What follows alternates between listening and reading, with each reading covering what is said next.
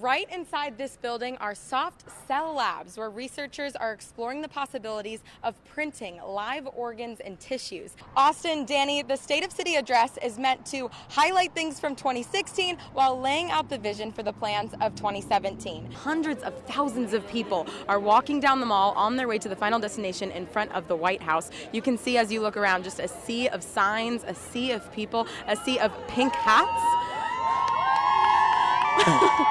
I'm standing here on the football field at Welcome All Park where the 12-year-old boy passed out after a long practice. On these plants are little hops cones, and if you tear one off, the inside is all yellow. That is the oil they use to flavor the beer. I'm here in Washington, D.C. at the inauguration of the 45th President, Donald Trump. And we're just hours away. That starts at 11:30. You can see behind me, I'm at a security checkpoint. The argument has always been whether tampons were more of a necessity than other women's products like makeup. But as you can see in this store, tampons are under the section Women's Health. Ken McGurn and Rod Smith are walking away disappointed tonight after losing their respective elections. But we are still waiting on those general election results for the president. I'm standing in this area of the forest where they dropped the retardant. You can see all around me all the pink leaves. That pink shows the chemical that's supposed to slow down the fire if it does get to this point. That way, rescue officials can come out and control it. Donald Trump's campaign rally started at noon. Most of the supporters are now inside Fox Theater, but across the street, protesters are still singing, chanting, getting across their message. Fortunately, the protesters have remained civil throughout the morning. I talked to an official who said there should be 11,000 people here today, which puts this venue over capacity by 4,000 people. So I'm here with Sally McCraney standing in line at the Donald Trump rally here in Ocala. So Sally, how are you feeling today? And the pantsuit kind of supports Hillary Clinton in that way. Absolutely. Hillary is always wearing a pantsuit. So I'm wearing my pantsuit today in support of Show the pantsuit. Show the pantsuit. She looks great. Reporting live from UF campus, reporting live from the Gainesville Police Department, Evyn Moon, WUFT News. Donald Trump told the crowd today that Florida is a must-win swing state essential to his election. Doors to the Southeast Livestock Pavilion opened at 9 this morning, and Donald Trump took the stage at about noon. In the meantime, I was able to talk to several supporters who attended the rally. Hillary, lock her up. It wasn't hard to tell that the thousands of people who attended Donald Trump's rally had two things in common: their trust in the Republican nominee and their distrust in the opposing Democratic nominee. When asking about Hillary Clinton, a liar, deplorable. Fire, liar, pants on fire.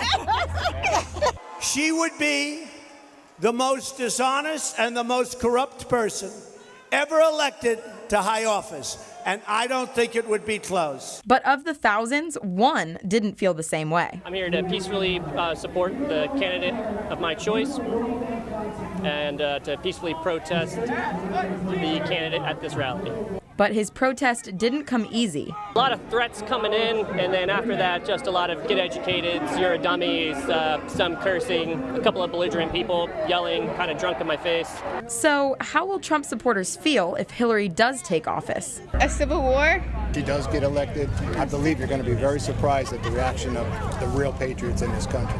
But most of the supporters today have faith that Trump will take the White House. I talked to an official who said there should be 11,000 people here today, which puts this venue over capacity by 4,000 people.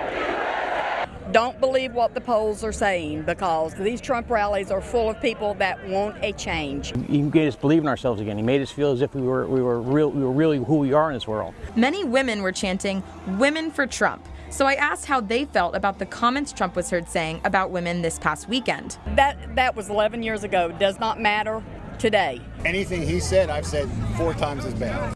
One of the many issues was radical Islamic terrorism, as Trump puts it. They believe he has the best plan. I believe he's going to bomb the hell out of them. That's what we need to do, bomb the hell out of them, not play with them.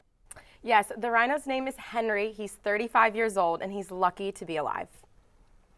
With help from his caretakers, Henry was just able to escape from an electrical fire at his shelter yesterday. But now Henry is in need of a new home. Henry the RHINO spent most of the day laying in a pond across a field from what was his home. It's now pieces of torched wood and piles of debris. Yesterday morning, the owners of Carson's Wildlife Conservation got a call about a fire and immediately ran towards the smoke. First thing I thought, I'm looking for Henry out here, and then I thought, oh my God, he's on fire. I don't even, I want to start crying. I was just horrified for him.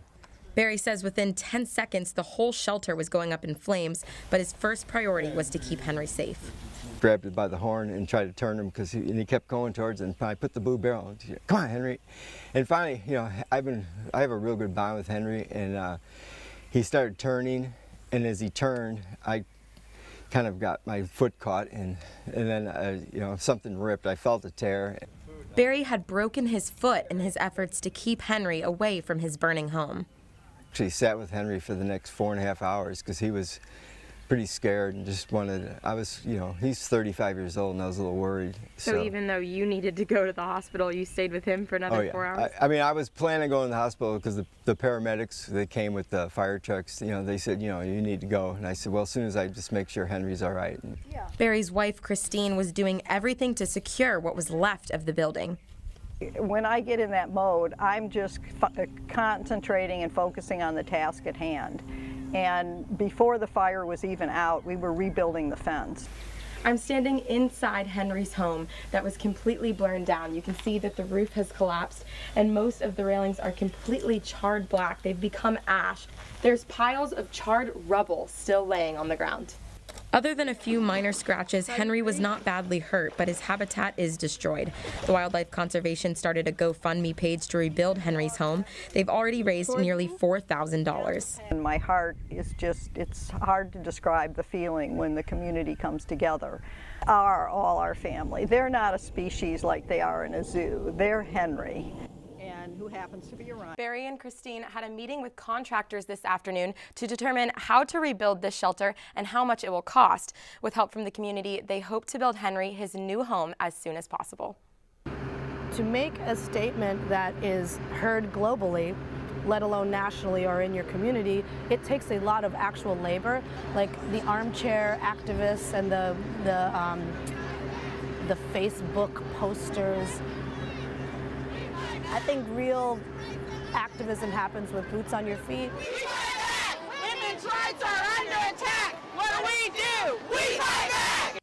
Hazel Levy was one of the hundreds of thousands of people who took part in the Women's March on D.C. Everyone here is for one common goal, and that's equality for women's rights and equality for everyone. To make a statement, to push forward an agenda that's good for the people of the United States. I mean, this is the future. We have to make it ours again. I'm marching for my kids. Just one day after Donald Trump was sworn in as America's 45th president, the marchers challenged his administration to respect the rights of women and minorities. To show solidarity with all the other people for the causes here and to show my objection to our current president. There's two sides to every story. I can only share our side of the story. And our side of the story is that, like Donald Trump, the biker is very outspoken. The biker didn't like the direction the country was going.